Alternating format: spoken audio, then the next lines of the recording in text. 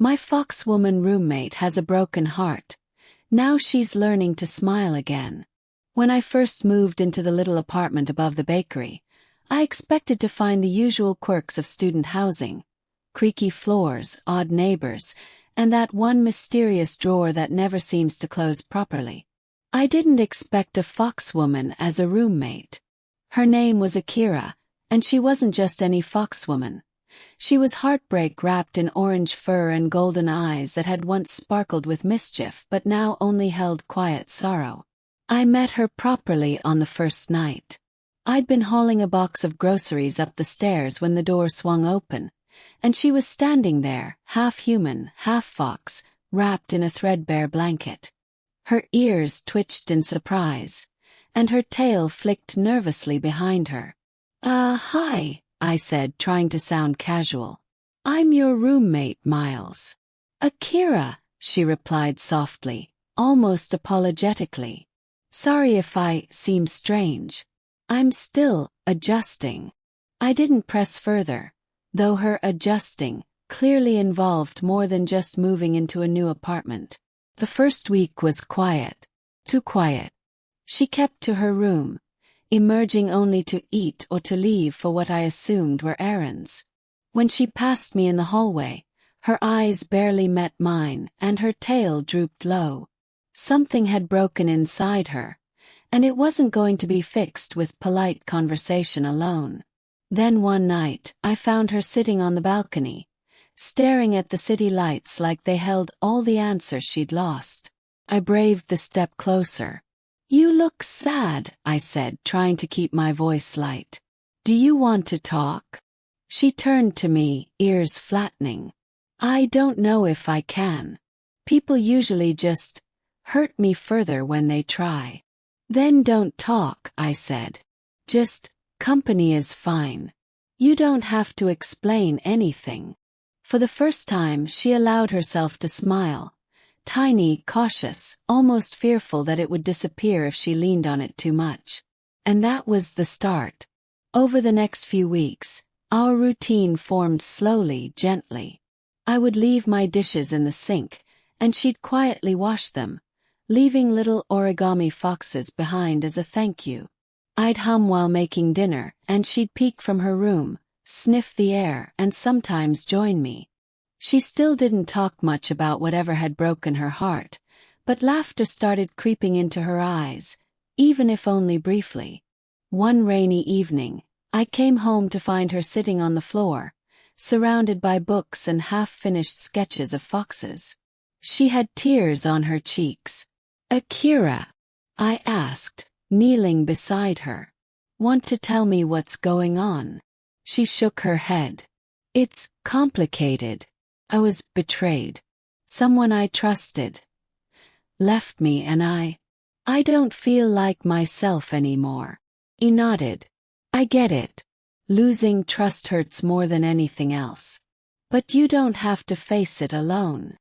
Her tail twitched slightly, a subtle sign that she was listening. Then she did something she hadn't done before. She leaned against me. Just a little. Quiet, fragile act of trust.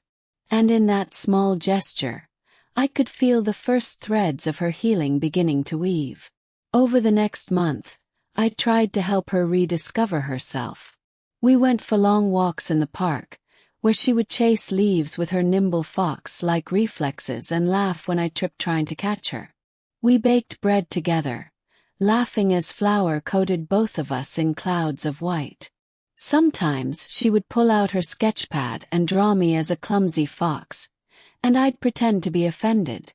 The real breakthrough came one evening when she asked me to sit with her in the living room.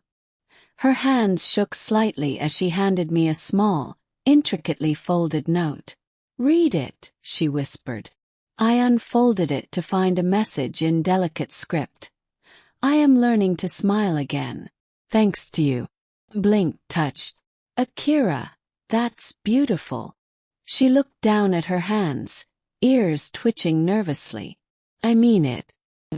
I don't know why you cared so much or why you stayed when I pushed you away. But feel lighter now. Like maybe I can trust again." And for the first time since I'd met her, she laughed. Full, rich, and unabashed. Her tail swished happily behind her, ears perking with joy, and I realized then that the person in front of me wasn't just my roommate anymore. She was someone brave enough to let the light back in. By the time summer came, the apartment no longer felt empty or heavy with past sorrows. Akira was baking, sketching, and laughing like she used to.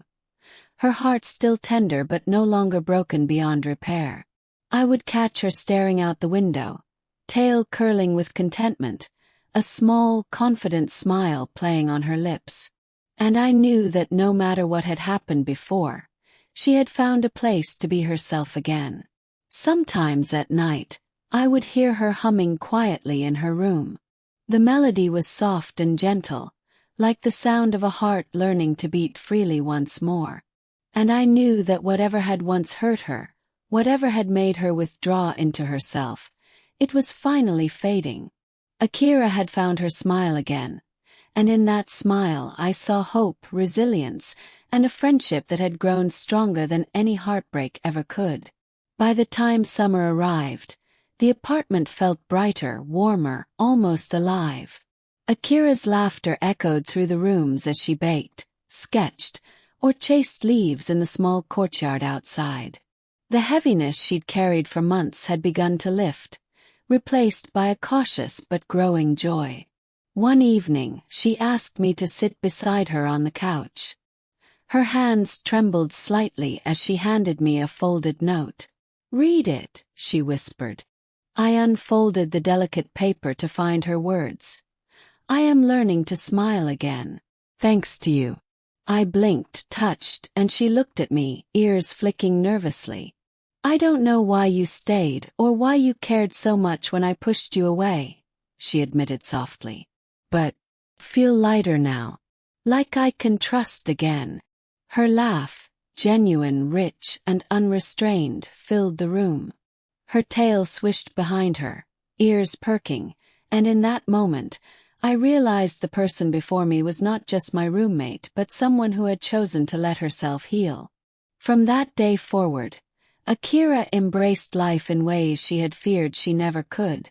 She hummed while cooking, her sketches became more vibrant, and her golden eyes sparkled once more. I would often catch her staring out the window, tail curling contentedly, smiling to herself in quiet confidence. Whatever had broken her heart before still lingered as a memory, but it no longer defined her. She had found her smile, fragile but strong, and I knew she would protect it fiercely. And as I watched her, I understood that healing was never about forgetting the past. It was about finding someone or something worth opening up to again. In Akira's smile, I saw hope, resilience, and the quiet triumph of a heart learning to trust and love life once more.